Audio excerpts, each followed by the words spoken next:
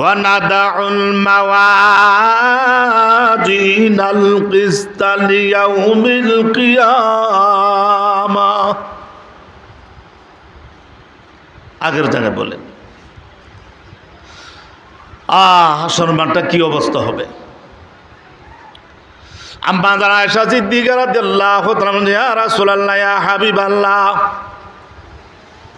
কাল কিয়ামতের ময়দানে হাসর দিনে, কিয়ামতের দিনে আপনার স্ত্রীগণকে স্মরণ করবেন কিনা? সুবহানাল্লাহ। আল্লাহ রাসূল কি জবাবটা দিলেন? আম্মা জানা আয়েশা সিদ্দিকা রাদিয়াল্লাহু তাআলা কেমন ছিলেন? কোন কোন বর্ণনাতে পাওয়া যায় কোরআনের হাফেজ, 6 লক্ষ হাদিসের হাফেজ ছিলেন। এমনকি বড় বড় সাহাবারা পর্যন্ত আম্মা জানা আয়েশা সিদ্দিকা রাদিয়াল্লাহু তাআলা আনহার কাছে মাসলা মাসাইল জানতে আসতো এবং সমাধান করে নিতেন। সুবহানাল্লাহ।